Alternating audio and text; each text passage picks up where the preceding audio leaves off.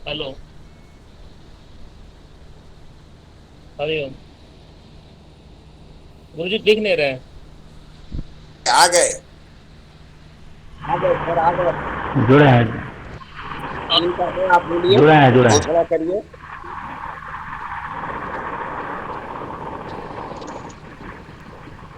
जी जी sir जी, आ गए।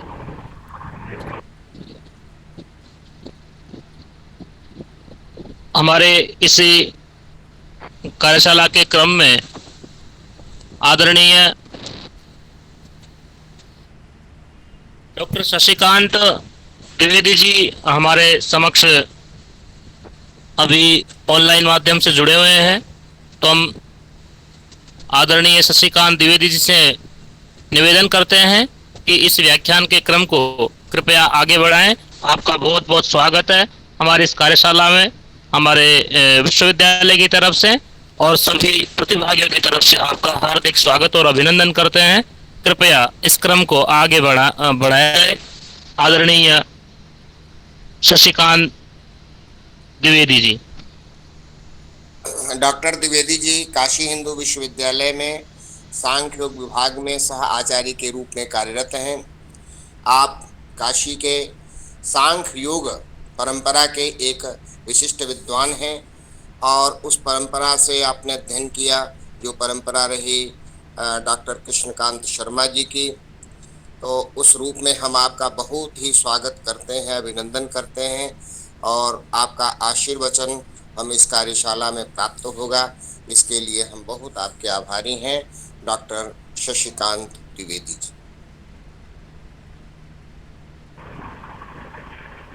वागर्थाविव संपृक्तौ वागर्थ प्रतिपत्तये जगतः पितरौ वंदे पार्वती परमेश्वरौ। धन्यवाद मार्कंडेय भाई साहब। वस्तुतः हम तो साहित्यिक के बाद में सांख्य में आए और योग सांख्य विभाग में प्रत्यावर्तन बाद में हुआ। साहित्य हमारी परंपरा में रही, हम पिताजी से ही अध्ययन किए और सांख्य योग फिर उन्हीं से थोड़ा बहुत जो पढ़ा हमने पढ़ा। हमारे गुरुजी प्रोफेसर श्री नारायण मिश्र जी से हमने कुछ अध्ययन किया और चूंकि हम काशी हिंदू विश्वविद्यालय में हैं तो हमारे यहाँ प्रोफेसर कृष्णकांत शर्मा जी इस विभाग में पूर्व आचार्य रहे हैं। तो हम उसी परंपरा में अपने को मानते हैं कि वहीं से परंपरा विकसित है। जैसा कि हमारी आवाज जा रही है आप लोगों को? आवाज स्पष्ट है कि नहीं? आ रही है। जी सर, आ रही है। हाँ जी जी। आप लोगों ने बहुत ही सुंदर कार्यशाला रखी। हम तो मैडम को सुनते सुनते बहुत आनंद ले रहे थे। बीच में आप लोगों ने हमको भी अवसर दिया। बहुत अच्छा मैडम बता रही थी। जैसा कि आप लोग सुने तो अभी तक आप लोगों ने क्या किया, पुनरावलोकन एक बार फिर से कर लें। तो हम देखते हैं प्रथम सूत्र में अथ योगानुशासनम से शुरू कीजिए और ईश्वर प्रणिधान तक, यहाँ तक आ गए आप लोग। तो इसमें पहले तो अनुशासन पद आया कि हम यह अनुशासन कर रहे हैं, पश्चात शासन कर रहे हैं। शिष्ट से शासनम अनुशासनम। शिष्ट जो हमारे पूर्वाचार्य हैं या पूर्व ग्रंथ हैं वेदादि, वहाँ से यह प्राप्त होता है। योग, इसलिए यह पतंजलि ने यहाँ अनुशासन पद दिया। फिर चित्त मूल विक्षिप्त आदि भूमियों को भी आप पढ़े होंगे। फिर योग जो है उसकी परिभाषा दी। योग है क्या? तो चित्तवृत्ति निरोध है योग। योगश्चित्तवृत्ति निरोध है लक्षण। भगवान पतंजलि ने चित्त की वृत्तियां क्या हैं इसको भी कई सूत्रों में उन्होंने बताया। प्रमाण, विपर्यय, विकल्प, निद्रा, स्मृति सभी के लक्षण किए। प्रमाण आदि तीन है, प्रत्यक्ष, अनुमान, आगम इत्यादि के भेद से। प्रत्यक्ष में विशेष का ज्ञान होता है, अनुमान में सामान्य का होता है, आगम प्रमाण से आप जो शब्द जनित ज्ञान है, शब्द ज्ञान है। जैसे आपका श्रुति ऐसा कर लीजिए तो आपका 600 श्रुति दो तरह से इसकी व्युत्पत्ति कर सकते हैं। आपका नाम आचार्य नाम श्रुति ही, आपका आचार्य श्रुति ही। श्रुति का एक विशेषण बना लीजिए आप तो आप तो श्रुति है, ऐसा युक्त दीपिकाकार का मत है।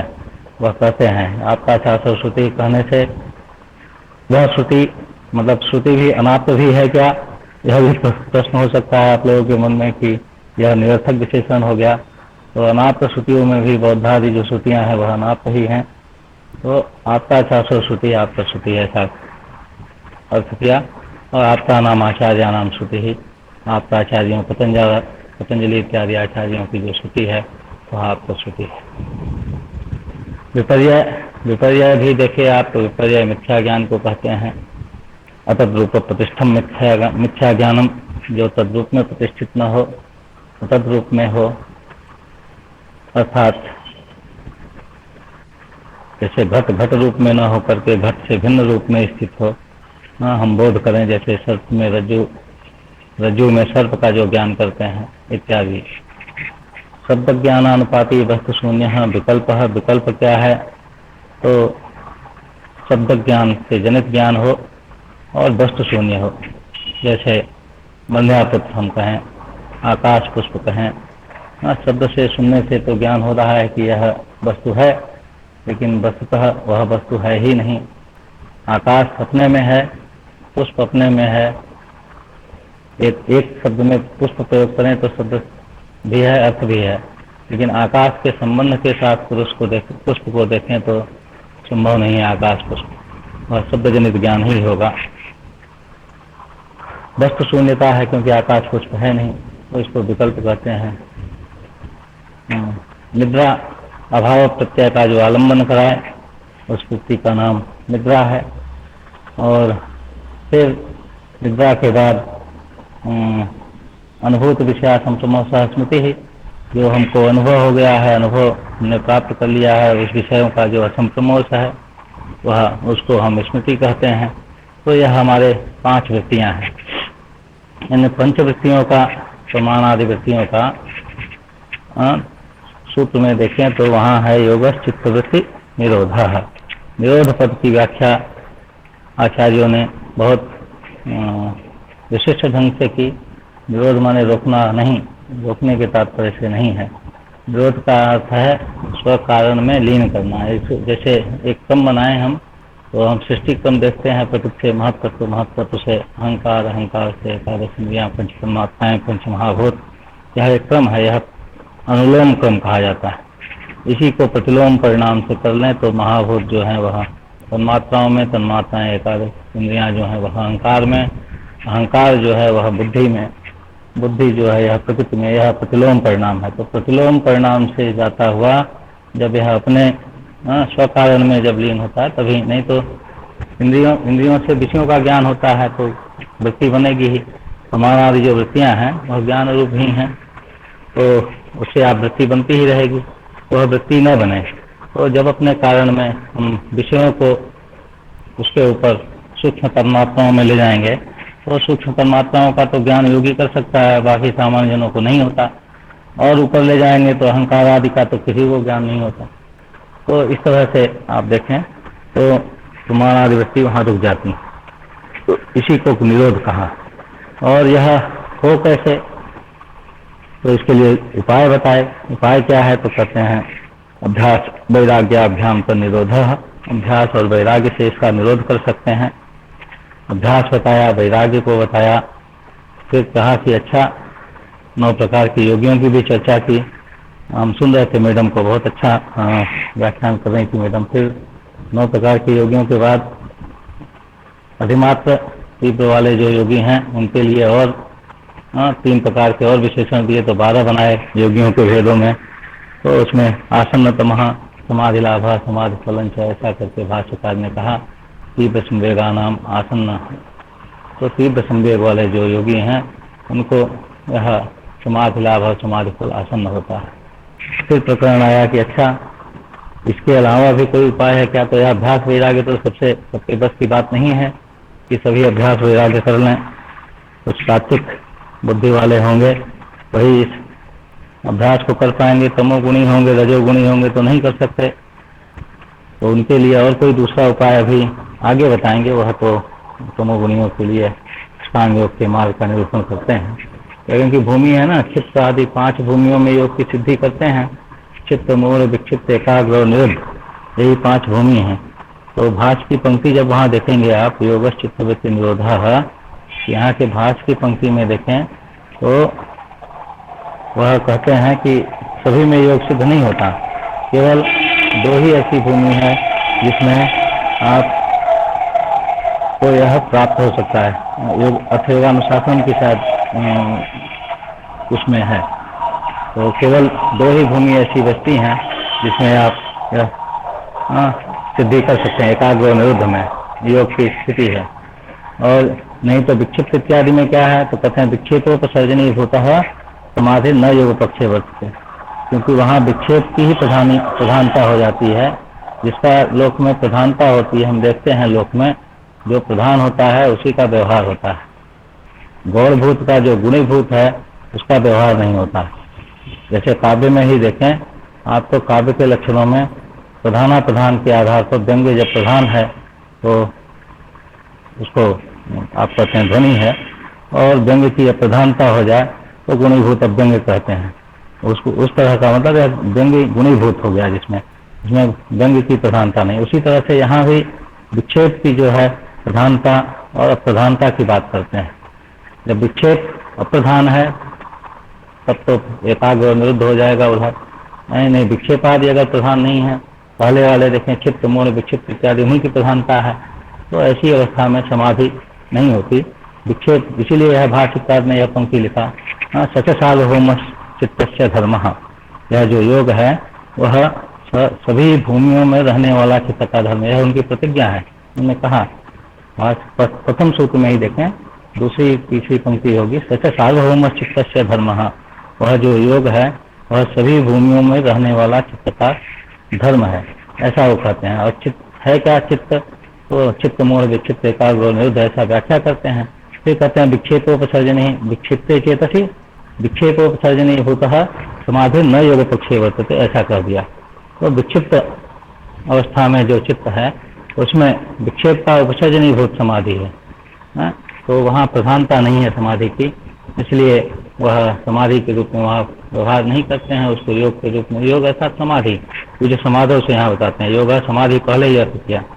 योग के कई शब्दों, कई धातुएं हैं योग के, जैसे निम्न है, योग जोड़ने अर्थ में भी होता है। तो यहाँ जो अर्थ किया है भाष्यकार को अभिष्ट है वह युज समाधि से लिया है। तो इसलिए यह उनके लिए उस दृष्टि से कि यहाँ 2 अभ्यास वैराग्य करेंगे तो अत्यंत चित्त उनका सत्वोत्कर्ष युक्त होगा, तभी वह अभ्यास वैराग्य कर पाएंगे, नहीं तो अभ्यास वैराग्य संभव नहीं है। तो सत्वोत्कर्ष युक्त चित्त वाले ही कर पाएंगे इसको। फिर उसका दूसरा उपाय क्या है, तो उसके लिए वह एक और उपाय बताते हैं, ईश्वर परिधानाद्वा, माने और दूसरा उपाय है कि आप ईश्वर में विशेष भक्ति रखें। ईश्वर की विशेष भक्ति जो है वह अलग अलग है। गीता को पढ़ें तो आप सभी भक्त सभी तरह के होते हैं, राजसिक भक्त है, सात्विक भक्त है, तामसिक भक्त है, तो भक्तों की अलग अलग श्रेणियां भी हैं। तो यहाँ जो ईश्वर परिधान है, इसीलिए देखिए तो आप आमूल चूल जब इस ग्रंथ को देखते हैं, हम थोड़ी पूर्व पीठिका बनाते हैं फिर आपके सूत्रों पे आएंगे, तो हम देखते हैं कि ईश्वर परिधान प्रथम पाद में भी ईश्वर परिधान प्राप्त होता है। आप द्वितीय पाद को देखें, क्रिया योग का प्रसंग आता है, तपः स्वाध्याय ईश्वर परिधानानि क्रिया योग। क्रिया योग में भी वहाँ भी ईश्वर परिधान इनको अभिष्ट है। और फिर यम नियम का प्रसंग जब आता है, अष्टांग योग का, शौच संतोष तपः स्वाध्याय ईश्वर परिधानानि क्रिय, तो वहाँ भी यह कहते हैं। इस तरह से ईश्वर परिधान इनको कई जगह, एक ही जगह कहना चाहिए था, 3 जगह क्यों कह दिया? तो यह इसी भेद की दृष्टि से व्यास भाष्यकार तो व्यास जी हैं, वो इसी दृष्टि से कहते हैं यहाँ कि यहाँ तो सत्व गुण संपन्न जो है एकाग्र और निरुद्ध के माध्यम से कर लेंगे अभ्यास वैराग्य। अभ्यास और वैराग्य सबके बस की बात नहीं है। तो अभ्यास वैराग्य से न हो तो ईश्वर परिधान करें, तो तब भी ईश्वर परिधान भी यहाँ वही सात्विक जो संपन्न, सत्वगुण संपन्न जो साधक हैं, क्योंकि वह विकल्प दे रहे हैं ना, ईश्वर परिधानाद्वा। तो यहाँ सत्वगुण संपन्न साधकों के लिए ही बता रहे हैं कि आप यह करें अभ्यास वैराग्य। तो इसलिए विकल्प उन्हीं के लिए देंगे कि यह विकल्प आप ईश्वर परिधान में से भी आप प्राप्त कर सकते हैं, ईश्वर में विशेष भक्ति करने से भी आपको प्राप्त हो सकती है यह स्थिति। समाधि लाभ है, समाधि फलंच, जो समाधि का लाभ है और समाधि का फल है वह आपको ईश्वर में विशिष्ट भक्ति रखने से भी प्राप्त होगा।